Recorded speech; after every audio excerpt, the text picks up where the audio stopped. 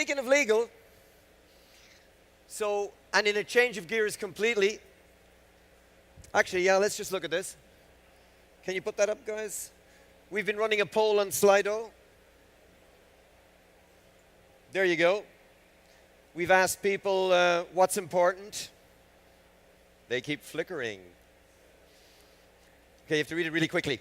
So having a clear story to tell is the most important, and being part of a truly engaged community has moved up dramatically in the last few sessions. That's interesting. Okay, so speaking of fans and being engaged and legal things, sports betting in the US, they've just changed the law. And my God, are you going to see change? I'm from Ireland and we get our betting. And you will see incredible development in terms of engagement. So we have a really specialist panel for this to talk about sports betting and what's going to happen. So Hilary, Russ of Reuters will be asking the hard questions. And we're delighted to have John Levy of theScore and Darren Rovell of Action Networks. So a big round of applause and Panda welcome for the sports betting panel.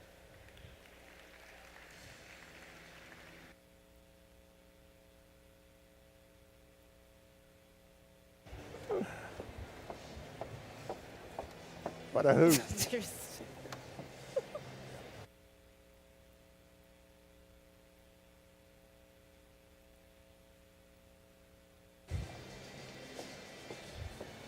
feel like there should be a Wow. Right. feel like there should be a fern in between us or something. Between the ferns. Yes. It's a good show. Hi, everybody. We're here to talk about sports betting. My name is Hilary Russ. I'm a reporter at Thomson Reuters, where I cover sports betting, media, and esports. You know, sports betting is a super hot topic right now because a year ago this month, the U.S. Supreme Court overturned a federal ban. And so now, state by state, we're seeing different states legalize and regulate sports betting across the U.S. It's moving along quite quickly. And, you know, the media is going to play a pretty important role in that and in the way that fans consume sports from now on. And we have two experts here who are really at that critical intersection.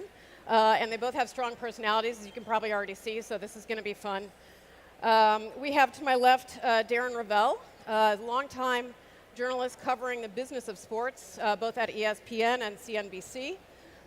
He actually left his second stint at ESPN in November to join the Action Network, which is a very interesting property. It focuses really hardcore on sports betting. In addition to providing news and information, they have some very unique tools that allow bettors to make better, smarter bets and to track bets. And I would be remiss not to mention his 2 million Twitter followers. So go on there, follow him. It's worth it. You'll get a lot of pictures of stadium food. Instagram too, please. And Instagram. And to his left, we have John Levy, founder, chairman, and CEO of theScore. As you may be familiar with theScore because it started right here in Toronto as a sports television network. In 2012, theScore sold its television assets and rolled off its digital assets into something separate, which is now what we have before us today, very focused on mobile apps and mobile technology. He had begun his career by turning his family's very small cable business into one of the top 10 distributors in Canada. So I'm really excited. Let's jump in. You know, it's been a year since this important decision, and we had a little bit of a chance to see how the market is developing in the U.S. What do you think the biggest opportunity is there and the biggest challenge? I guess I'll take that. You know, but the biggest opportunity is we have the states rolling out from state to state, so you can see kind of a slow maturation. So like, for example, I'm in New Jersey, and I see this mature market that's gambled $2.6 billion in the first 10 and a half months. And you know that it's going to be a slow roll so that people who are operators or companies that are getting into this space can get into New Jersey and then use that as a rubric for other states. The biggest challenge is trying to figure out what these other states are doing because each one in many ways is its own country. You know, and for someone whose company is in New York, but I live in New Jersey, and as I'm going into the Holland Tunnel, I'm like, better get my bets in. You know, I mean, that's exactly how it is. Yeah. And I have a Google alert on sports betting, and one day I think Illinois is going to legalize it, and then the next day they're not even close. So it's very hard to figure out where states are and what states are going to do. Pennsylvania is charging a $10 million operating fee. Some have different taxes. In Mississippi, yeah, they have mobile, but you have to stand in a casino to do it. So I think while it seems very simple, there's also these individual complexities that make it hard. Yeah, definitely. John, your take. Yeah, no, Darren's right. I mean, the opportunity is pretty obvious. He's quoted some of the numbers that are ongoing in New Jersey just in the first 11 months. It's enormous, $2.5, $3 billion, a couple $100 million in terms of revenue for the guys that are already operating there. And I'm glad you're in New Jersey because you're going to get the best sports app there pretty soon, starting before August. But I think the biggest and I agree that in terms of the rollout, it is going to be a bit piecemeal. I honestly think, because we're involved on a day-to-day basis and dealing with the companies in the States, and I actually think it's going to roll out faster than slower. And that's the experience that we're seeing. And we're sort of looking on a state-by-state basis. There's possibility for us to do it on a multi-state with some of the bigger players. But I think more importantly is what the risk is. The risk is we don't F it up. That's the risk. Because this market exists. People bet on sports. They're betting usually offshore. And New Jersey now, they have the luxury of being able to do it on a licensed and legitimate fashion. 14 different apps on my phone to look at. You only need one. I keep telling you that. But which one is that, John? I don't know. But the bottom line is that the opportunity is there to offer the service in a way that I don't think it's being offered currently. And that's why we're so excited about it. And first and foremost, keep the consumers in top of mind. That's the effort. It's not just about betting. Our view is betting is just a part of why people love sports. Yeah. And in our particular case, guys come to us, got 4 million plus users. They hit our app 100, 120 times a month. From our perspective, what we want to do is just make it available for them to bet through our brand and through our app. Well, so let's back up a little bit, because I think I want to make sure people appreciate where you stand and sort of the uniqueness of your position, especially in the media industry.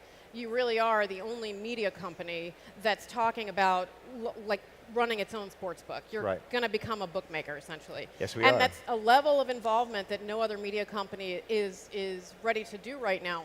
So what makes you think that you're going to succeed in this space when you have a lot of other bookmakers, very mature, from mature markets, a lot of experience, and when no other media company is really taking this risk? So, we're getting into the operations. We're going to be an operator. We're going to be a bookmaker. But first and foremost, we're a sports app. And betting on sports will just be part. theScore is going to continue to be theScore. It's just going to offer sports betting basically under our brand in a trusted and a comfortable environment. And why we're the only ones? You know what? I can't believe we're the only ones. I pinch myself that we're the only ones. I mean, we could have done like some of the other guys do and just take sort of affiliate dollars and become a super affiliate, and probably from a short-term perspective, that would have been a very interesting and profitable way to operate.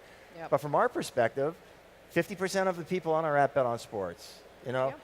Down the road, the only way people are going to bet on sports is mobile. And I agree that tethering is happening, and you'll have relationships with, like we do, with Monmouth Park and with casinos. But ultimately, the consumer is going to dictate what's right, and what's right, especially with in-game betting, is to bet online. So we think we're well positioned for that. And tethering is when an online operator has a license through an actual land-based casino, right? And so that's what that means, and you think that's going to go away eventually at some point. Some states are actually talking about it not being tethered to, Massachusetts, for example, is a state that everybody's looking at, and in Massachusetts, there's potentially no tethering. Yeah. So a company like ours just goes in, and assuming we can, get a license, we go forward. Yeah. So Darren, the Action Network, it also occupies a pretty unique space in the sense that it's essentially a startup, and it's really focused entirely on sports betting.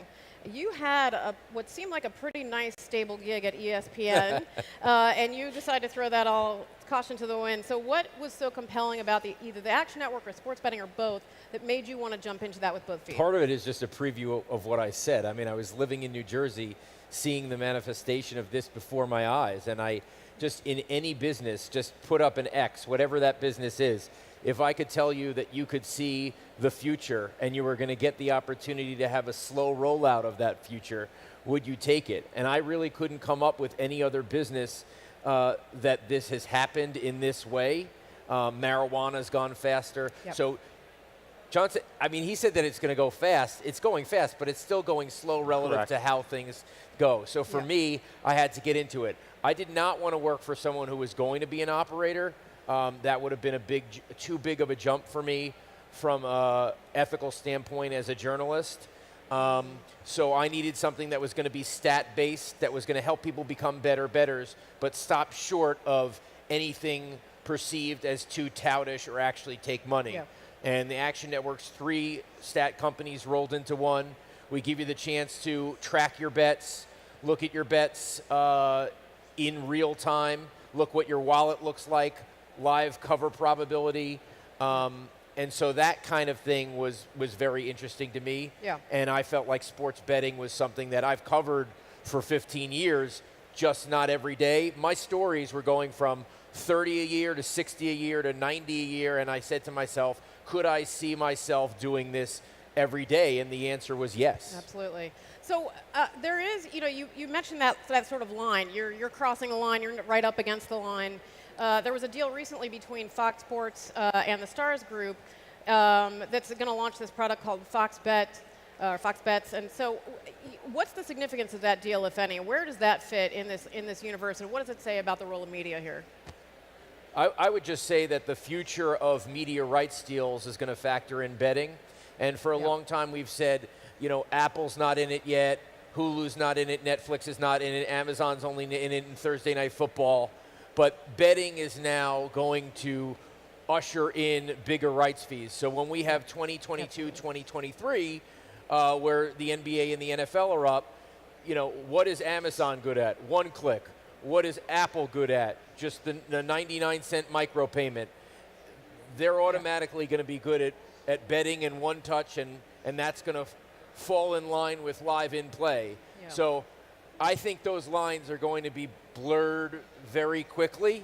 And I'm just saying, for now, I don't want to cross over for who I work with. Yeah. But I think those lines are going to blur very quickly, and the leagues are going to allow it to be blurred because it's going to mean a 30 to 50% increase in their rights deals. I think that's the critical point with respect to the leagues, because a lot of times we get asked, what's their view? They were originally against it, now they're sort of neutral, and now they're in favor of it, and they're talking about official data. Two points there. Number one, as I said originally, we got to keep a cool, calm head about this thing in terms of how we price the product. Because if everybody gets greedy and everybody wants too much, then nobody's going to take the product because it's not going to be competitive. Yeah. But I think what the leagues really do understand, and especially NBA, because Adam has understood this forever, even though he was a little bit constrained for a while and not being able to deal with it, is that it's good for sports. It makes people more engaged. When people are watching a game and they're getting excited, and it's not just about a bet at the beginning of the game, it's about continuing to have action during the game. Right. People are going to be more interested in what's happening in the first quarter and second quarter, or following their favorite players. So they know it's a big win for them. Yeah. They're trying to get what they can for it. I don't blame them, but I think ultimately the big picture win for these guys is it only goes to enhance why people are so frickin' passionate and love sports. Yeah. The official data is the big point Right. here, because obviously MGM and Caesars have bought into it, and basically you'll get there'll be no latency. You'll get your data right away, but there's really been no negativity on third-party data in terms of, maybe it's going to be a little slower when we come to in-play, but William Hill has stood away from that, and you got to wonder how that market's going to play out. I also wonder with leagues, the most intriguing thing from the NBA standpoint is, if MGM's the official data provider, and I bet with the MGM because then I think it's a blue chip brand, and I'm betting on the Knicks and it's a pick 'em, and the Knicks have a goaltend at the end, and I lose my money, and then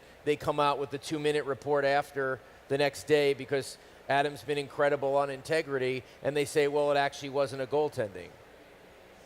Yeah. Okay. all right, I know you're not changing the results, you're not changing the score, you might change the stat, I'm not sure, but again, there's going to be a lot of questions Yeah. that come impact. up with what the value of being the official is and whether data has any real value. Yeah, absolutely. And then there's another set of data that's important, which is the data that you guys are able to collect on your users, whether it's through subscriber data. The sports books are collecting data on bettors as well. So how are you using that? John, maybe we can start with you, just because are you going to be customizing what you're offering bettors that way? Well, I think that's really what sort of the real exciting opportunity is down the road. I mean, everybody right now is focused on sports betting as we know sports betting, and we know who the audience is, and we know what they're betting, and for the most part, we know what type of bets they're making and stuff. And yes, we do have a lot of information. We know where our customers are. I know when he's crossing the tunnel, or my head of sales is crossing the bridge to go make a bet, in Jersey, and then go home with his kids back to New York. So but in the future, there's so much more. I mean, there's a large part of the population that don't bet on sports. Right. One of the interesting stats in New Jersey is that I think 40 or 50% of the people made their first wager when it became legit. Yep. It's really interesting. So I think there's a huge opportunity to open up all sorts of new ways and propositions. And I'm not just talking about BS prop bets, like you see on the Super Bowl. I'm talking about really sort of fascinating, interesting type of bets. Or what's your friend doing? I know what your friend is. I know who your friends are. And then let the interaction of the consumers dictate what they want to do. I think that's what happens when it hits zero? Do We I blow like up. go through I the think it go blows back up. Okay, quickly, I'll just answer this question if the gods at Collision will allow me to. I would say that all the nuances of statistic collection that has happened with Wall Street will happen here. Yeah. Right. All the quant analysis, everything else. Remember that we know a whole lot more about sports teams and players than we do about companies on Wall Street. Companies on Wall Street are only required to talk about themselves 4 times a year.